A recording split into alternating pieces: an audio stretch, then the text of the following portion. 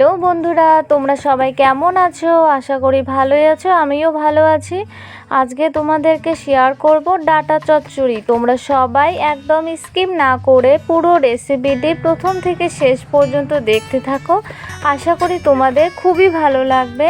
এই দেখো বন্ধুরা, এখানে ডাটা নিয়েছি, কিছু ডাটা কেটে নিয়েছে আর কিছু বাকি আছে। এই দেখো, ডাটাগুলো কেটে নিয়েছে আর কিছু বাকি আছে। সবগুলো ডাটা কেটে নেব। ডাটাগুলো কেটে নিয়ে ডাটার মধ্যে কিছু বাদামি আলু কেটে দিয়ে ডাটার সাথে আলু জল দিয়ে একদম পরিষ্কার করে ধুয়ে নিয়েছি। এবার এই ডাটাগুলো প্রেসার কুকারে আমি সেদ্ধ করে নেব। এখানে একটি প্রেসার কুকার নিয়েছি আর ডাটাগুলো দিয়েছি আর দিয়েছি সামান্য একটু জল। দুটো সিটি দিয়ে সেদ্ধ করে নেব। তোমরা কড়াইয়ে সেদ্ধ করে নেবে।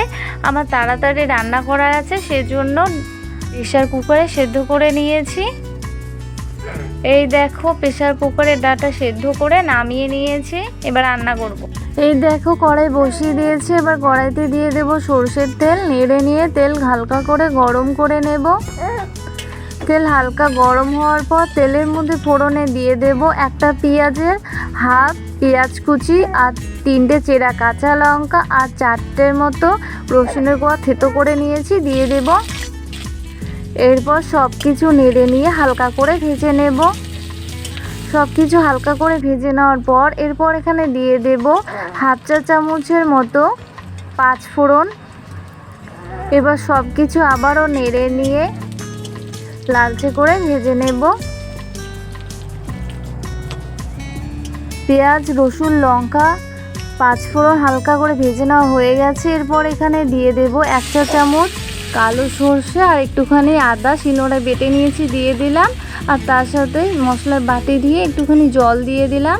এরপর সমস্ত কিছু নেড়ে নিয়ে এরপর এখানে দিয়ে দেব পরিমাণ মতো লবণ আর দিয়ে দেব হাফ চা চামচ হলুদ গুঁড়ো আর দিয়ে দিলাম হাফ চা চামচে একটু কম জিরে গুঁড়ো। এবার সব কিছু খুব ভালো করে নেড়ে নিয়ে হালকা করে কষিয়ে নেব। মশলাগুলো হালকা করে কষিয়ে নেওয়ার পর এরপর এখানে দিয়ে দেব সেদ্ধ করে রাখা ডাটাগুলো।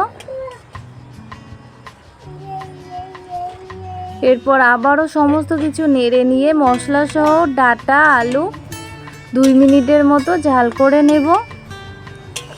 তোমরা যারা যারা এখনও পর্যন্ত আমার চ্যানেলটিকে সাবস্ক্রাইব করোনি, চ্যানেলটিকে সাবস্ক্রাইব করে বেল আইকনটি অবশ্যই অল করে রেখো। যখনই আমি রান্নার ভিডিও আপলোড করব সঙ্গে সঙ্গে তোমাদের কাছে পৌঁছে যাবে। মশলা সহ সব কিছু 2 মিনিট জাল করে নিয়েছি। এরপর এখানে দিয়ে দেব সামান্য একটু জল। এরপর সব কিছু খুব ভালো করে নেড়ে নিয়ে হাই আছে 4 মিনিট মতো জাল করে নেব। তোমরা যারা যারা আমার রান্নার ভিডিওগুলো সব সময়ের জন্য ফুল ওয়াচ করো, তাদেরকে জানাই অনেক ধন্যবাদ ও অসংখ্য ভালোবাসা।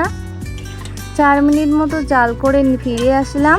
এবার সব কিছু নেড়ে নিয়ে এরপর এখানে দিয়ে দেব আমাদের বাড়ির শাল ধনেপাতা কুচি।